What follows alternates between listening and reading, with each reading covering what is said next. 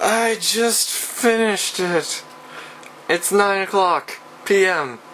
on Tuesday, the 12th, and I finished it. It's done. Star Trek Millennium, all 939 pages, is finished. And just, yeah, I agree. That is the best cover for a Star Trek book ever as of 2001. But, oh my god, it was insane. I had no idea what was going on half the time. It was insane. That is the only way I can describe it. The universe ended 2/3 of the way into the story. It got better. The universe came back. Wow. I don't know what to think. Was it a good book? I enjoyed it. I may not necessarily call it good, but it is an enjoyable book. It is very enjoyable. So I guess, does that make it good? Sure. It's a highly enjoyable book, so I guess it's a good book. I like Destiny more. I like the Destiny trilogy more. I thought it was a better story, but this one was pretty good.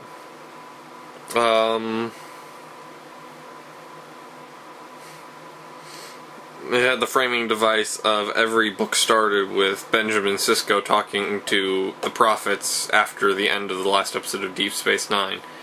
And I quite enjoyed it, although the second book is probably the weakest part. The first book is pretty strong, and the last book is pretty insane.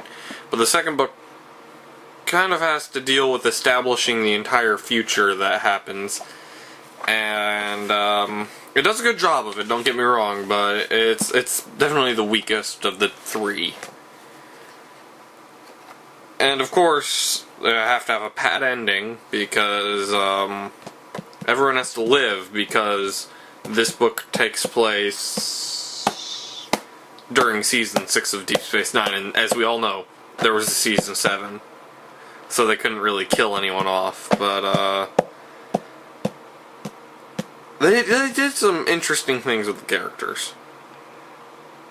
But, yeah, I recommend it to anyone who likes Star Trek. You should probably have a really good knowledge of Deep Space Nine.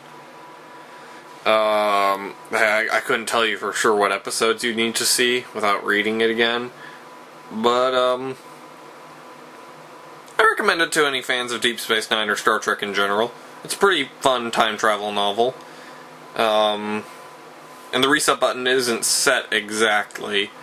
The reset button is nothing happened and no effects were felt. This is more of a...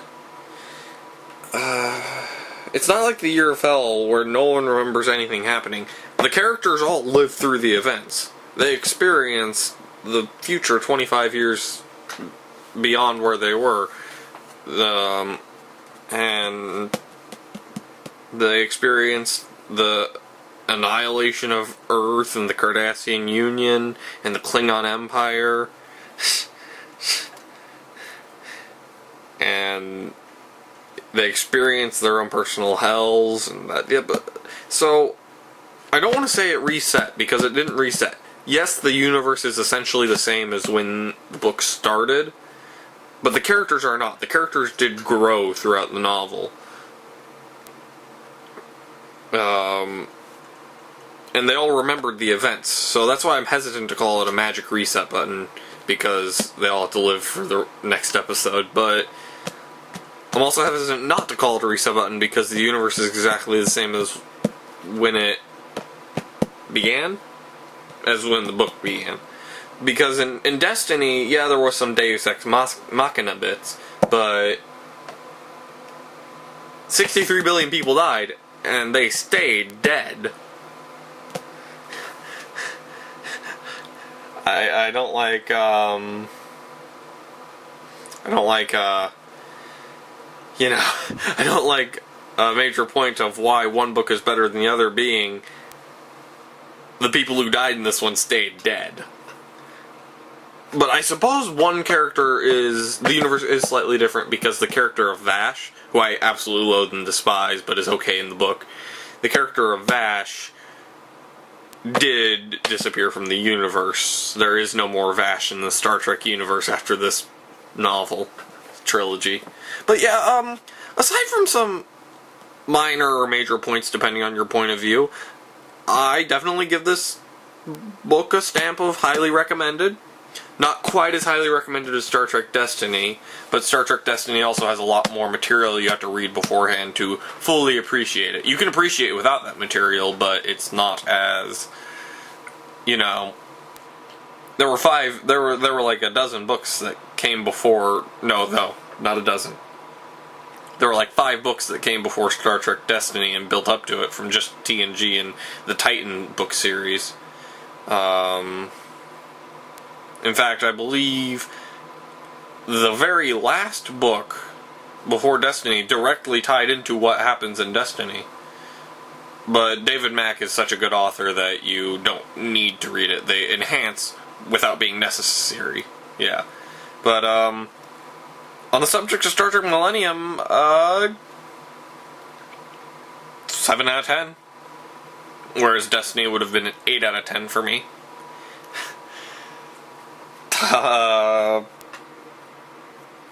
But yeah, that's my review. I think it was the best review I've done of anything so far. And that was my review of the Star Trek Millennium trilogy. And I've officially read 7 books. 7 books this year. Although I'm tempted to say 6.5 because I read half of Red Dragon last year. But I finished it this year, so I'm counting it for this year. So I guess the next book I will read... Actually, I want to read the Unity fanfiction saga by Chuck Soderbergh. Because I read the first one, and that was pretty good. Chuck is a great master of plot. He's not as good of a writer, though. As in, he can get a really, really fantastic plot line. But he's not as fancy with his words. But he's still an amazing author, and I wonder if he's done more work than just the Unity saga, which is like the first Unity book was like 400 pages long. And there were 6 of them, so that's like 2,400 pages of novel that he wrote. I suppose one thing that may lead me to think that it's not as well written is the fact that it's displayed in 8x11 as opposed to standard book format, which is about 300 pages a word, 300 words a page. But yeah, if you like Star Trek and Star Wars and want to see a really good fanfic about a crossover between the two, I definitely recommend the Unity saga by SF Debris, aka Chuck Soderbergh. I hope I'm pronouncing his last name right, but I'm gonna go, so take care, live long and prosper, and don't forget to be awesome. Yo.